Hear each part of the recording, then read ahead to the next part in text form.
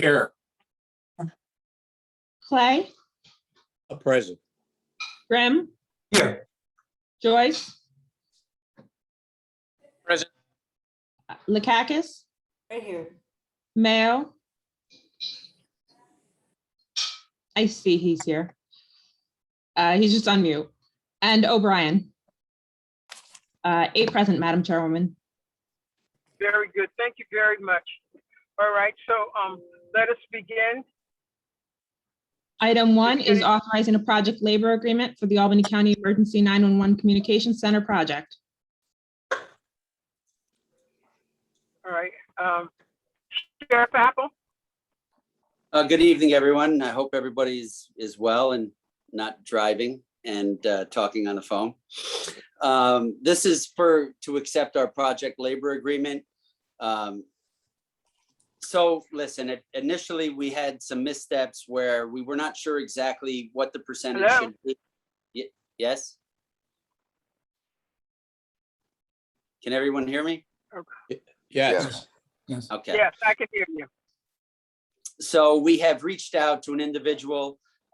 His name is Norman Young. He is the president of DCMC Construction LLC. He's out of Selkirk, New York. He is a very articulate Black gentleman that is very familiar with project labor agreements. And we want to contract with him for an amount not to exceed $70,000.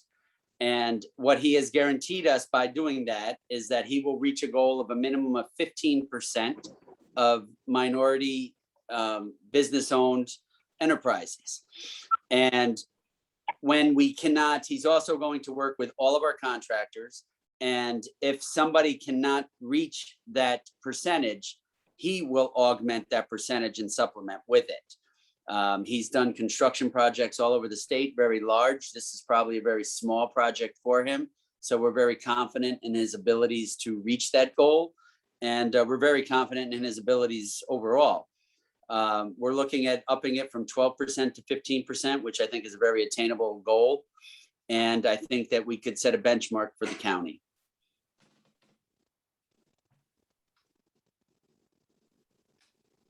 Well, Madam Chair, Very good, very good. Questions from any?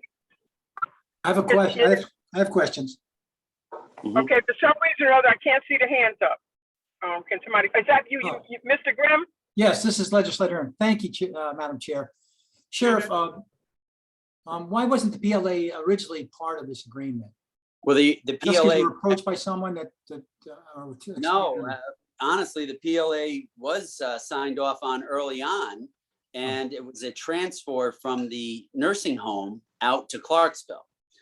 But actually, at the last meeting, I think it was a DPW or a DPW meeting, Legislator Bergdorf raised some issues, and Carolyn McLaughlin, Legislator McLaughlin, she raised some issues. And I was very unfamiliar with it, to be honest with you. And I mean, these are the things, I mean, listen, we're police officers and correction officers. We do not have to, we don't normally deal with this. So this was very, very, very new ground for us. So we sat there and looked at it and went, wow, we got some issues here, and let's see what we can do to address it. And then Chairman Clay reached out, and Wanda reached out, and we're like, all right, well, let's have a quick meeting. We got together. We found an individual locally who had actually dealt with this dozens and dozens, if not hundreds of times. And he's like, I can help you with this. And we also want to do listen, so many people, Mark, do a PLA and they're like, okay, the PLA is in place, whatever. And if you don't reach your goals, it's okay, well, we tried. Well, we want to actually reach our goal. That's our goal here. We don't set goals not to reach them. We want to reach it. We want attainable goals, and we want to move on with it. And I think that by doing this program, we can set a benchmark for the county. And this is how you do it. How much, because the paperwork says the agreement is projected to save an estimated $54,000 in labor costs, but I don't see how you can do that adding a PLA. So can you explain? So there's two parts to that. First of all, I have scraped a lot of lines, and I've come up with the up to $70,000 from within my 2021 budget. We're not hitting the bond. We're not doing anything to Yeah, because that. I gotta go down there anyway at 10 o'clock. This is Carolyn, what, Somebody, Carolyn, you need to be on mute. somebody, I'm sorry. so I'm funding this throughout my 2021 sheriff's budget. We're finding the funds. I can hit that line again in 22 if I need to, but I think this is something that needs to be done. We did not listen, as you know, Mark, I'm right to the bone on this project at 911. I am right to the bone. I think I have a $13,000 variance right now. And of course I have contingency, but I don't feel I need to go there. And everybody, all of our contractors know that. We have draft contracts in place, ready to go, as long as they're approved tonight. And you're gonna have a state-of-the-art facility at a very efficient price. But this is something that needs to be done. And I totally agree with the Black Caucus. And that's why we went deep into our budget, scraped the lines, and came up with the funds to do it. So they're not saving money, you're just finding the money in your budget to augment the original price, basically. With this 70,000 up to 70,000, this could be 40,000, could be 35,000. But yes, but still, if the initial PLA analysis, we have a savings of 54,000 in direct labor costs, 2.5% of the total project is estimated at 2.133655, and 416,000 of that is the Wick's law exemption. Will this delay construction or anything like that, Sheriff? I pray to God it doesn't, and that's why I think we're doing this meeting, this thing. This needs to pass. Building materials, I don't think, and it's a secret to anybody on this Zoom call, building costs and building materials are going through the roof. They have not hit a plateau yet. They're going to continue to go up. We need to move this project forward, and I need to be in the ground before frost hits. So I pray to God that this goes through tonight. Are we on the verge of failure? And I need this. We've done everything that we've been asked to do. We have intelligent, articulate individuals watching the PLA. I trust them. We've met with them. We've conferred with them. I think we're in a great place. All right, thank you, Sheriff. Thank you, Madam Chair. Chair, yes. Mr. Bergdorf, Craig, thank you very much for the explanation. This is a little unconventional and out of sequence, and I understand why that's the case. Also on the agenda tonight, we're going to award all the prime contracts, okay? And usually the PLA comes first, and the bidders see the conditions of the PLA when putting their price together. I have a question for council and for the sheriff.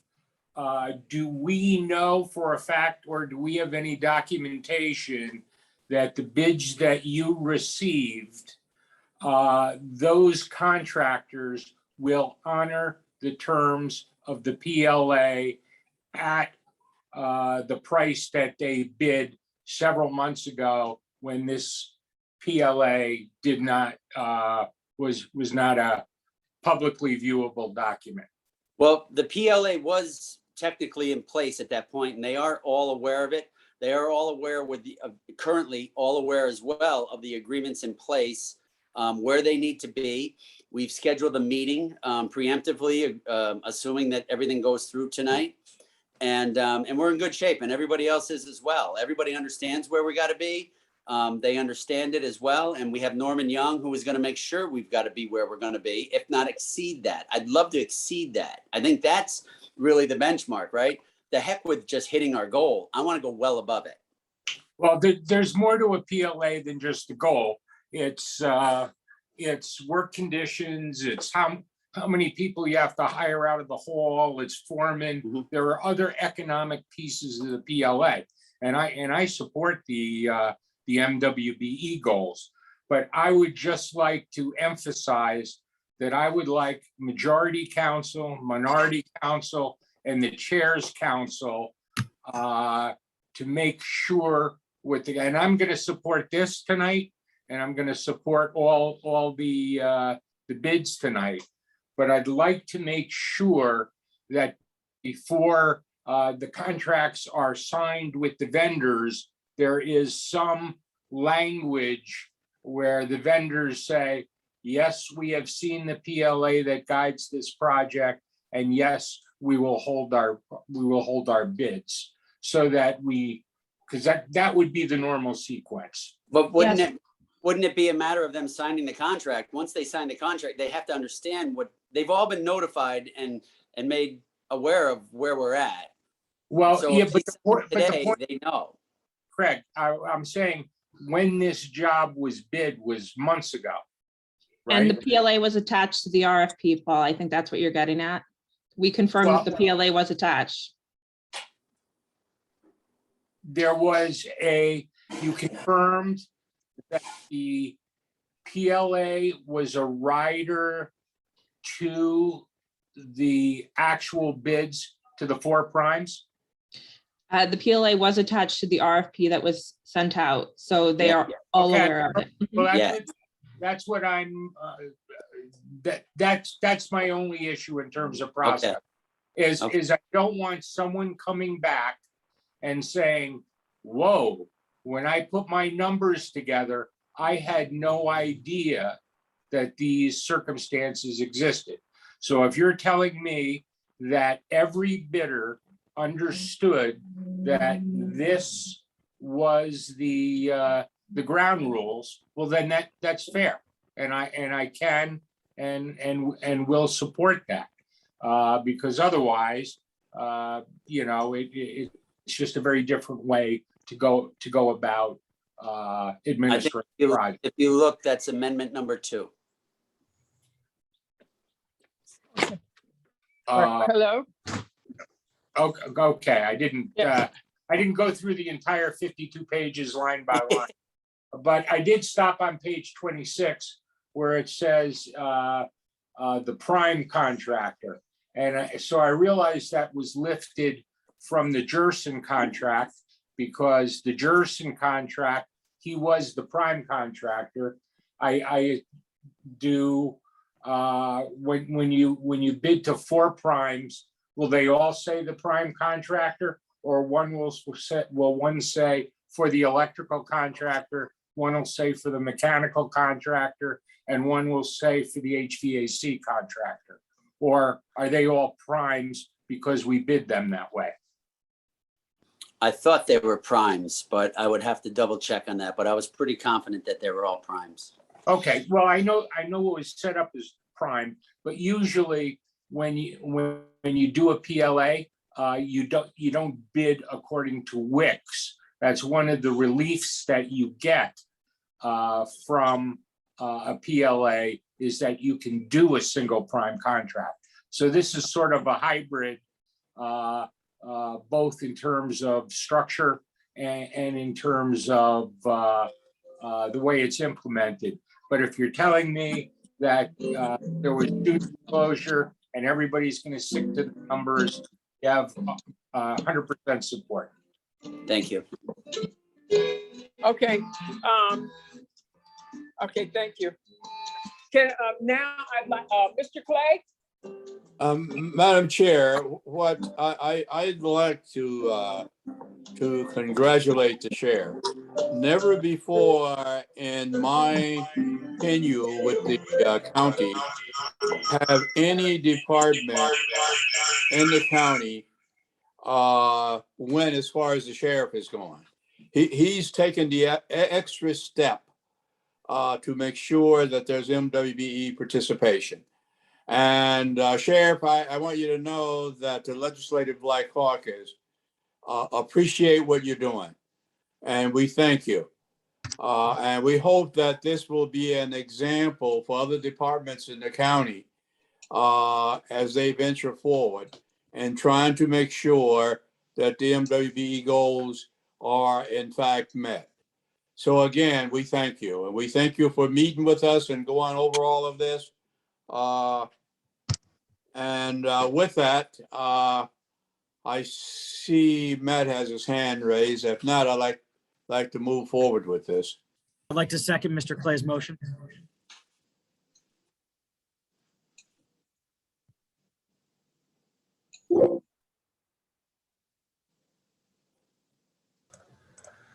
Wanda, is your audio working?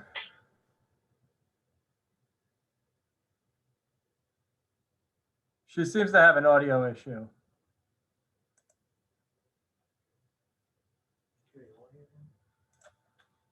All right, we're getting a little feedback here. Wanda, can you hear us now?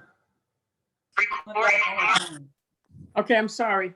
If I'm breaking in, my desktop stopped working, the sound, so I can see you. So I'm using my phone for sound. Can everybody hear me? Yep. Yes, Madam Chair. Yeah, Okay, very good. So did I interrupt you, Mr. Clay?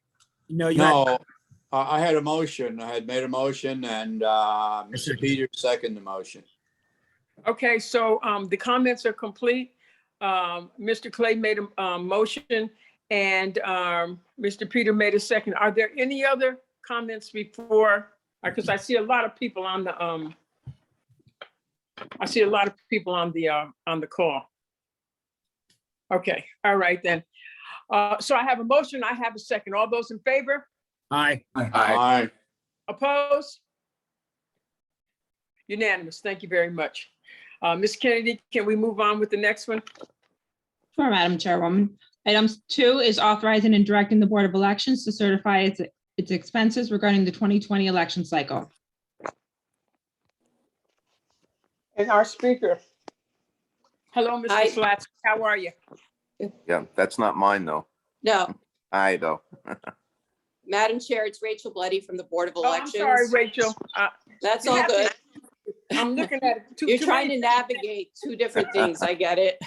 It's happened to the best of us. All right, okay.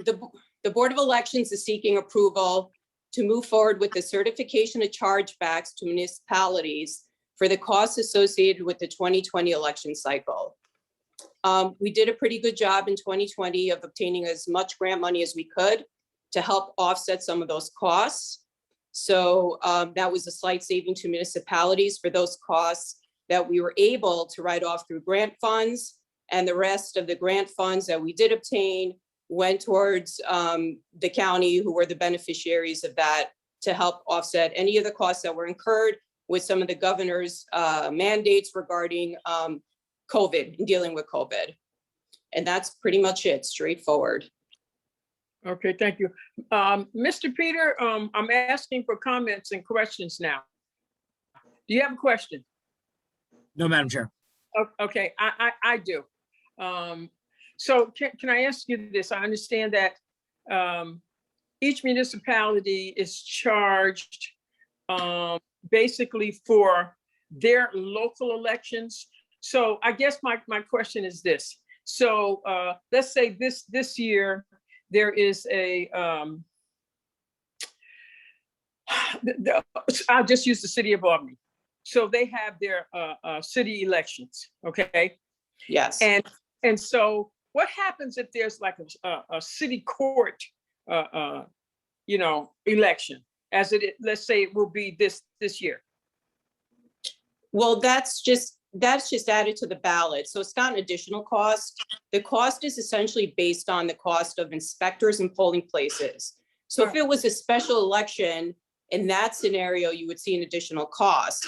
However, if it's already on the ballot, then the costs are what they ordinarily are. Oh, okay. So you're saying as long as the November ballot, yes. the November ballot. So Yeah, that- it's not a special election. Okay, so, okay. All right, so as each municipality has their election, okay, they'll get a cost for like the town of Colony or the Queens or whatever. Correct.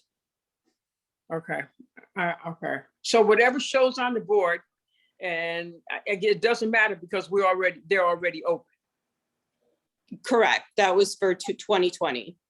Okay. Okay. All right. Are there any other questions? Mr. Joyce? Can't hear you. Okay, there you go, Ray. Sorry about that. So I'm all set, Chairwoman. Okay. All right, Mr. Grimm?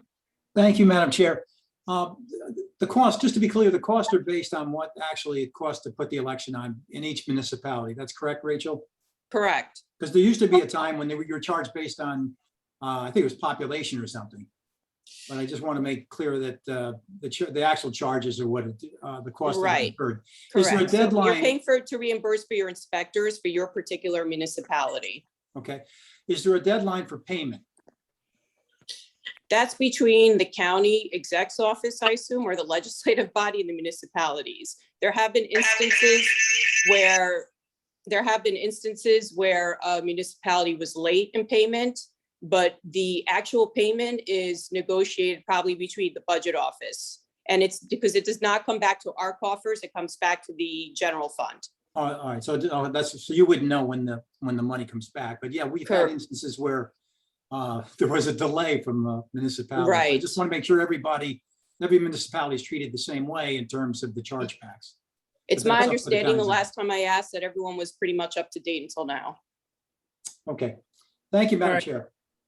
Okay, I have my vice chairman, but I also saw Mr. Riley put his hand up. Did you, and Matt, do you have a question? No, Madam Chair. Okay, Mr. Riley? Can't hear you. No sound. Okay. Mr. Riley? Can he write? Yes, but we can't hear you. Is it me? Can you all hear him? No. No, there's no sound.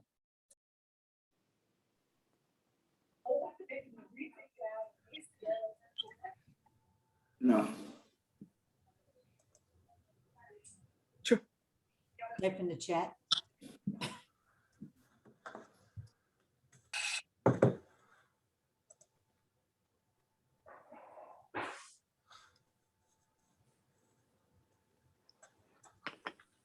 Are you still trying, Dave? Dave, can you send us whatever you're trying to say in a chat? And I'll read it.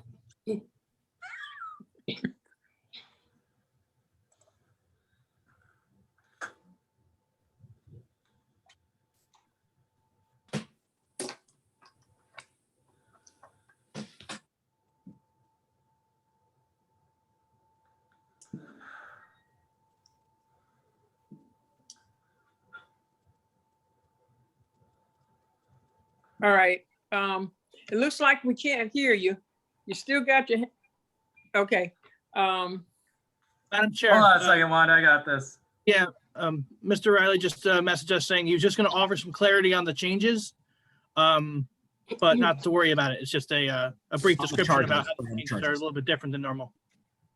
Okay, thank you. And he also added all munis are up to date to Mr. Grimm's question, I believe. What'd you say? He said all the municipalities are up to date. Okay, thanks, Matt. All right. All right, are there any more questions? If not, I'll entertain a motion and I got a Motion, motion from Mr. Peter. I got a second from Mr. Clay. All those in favor? Hi. Aye. Opposed? Unanimous. Thank you very much, Rachel. Thank you. Thanks, Rachel. Take care. Miss Kennedy.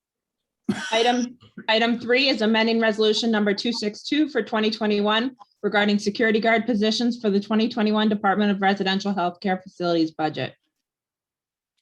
Now, Mr. Slatsky. Good evening, everybody. Good Thank evening. you. Thank you. Yes, this was approved by the legislature as stated, Resolution 262. When reviewed by management and budget, they observed a mathematical error in the attachment. All the numbers were correct, but the allocations were incorrect. There was around a $300 mathematical error. So this is just being submitted to correct that error and to have a resolution with the same information other than the dollar amount, amending Resolution 262 with the correct amounts. All right, thank you very much. Are there any questions? If not, I'll entertain a motion. Motion, Madam Chair. I got a motion from Mr. Peter. I got a second from Ms. Lakakis. All those in favor? Aye. Aye. Opposed? Unanimous. I'll now entertain, is that the last one, Ms. Kennedy? Thank you. Thank you, Yes, Mr. Madam Slatsky. Chairwoman. Okay. Motion to close? Okay, I have a motion to adjourn. I got a second from everybody. All right.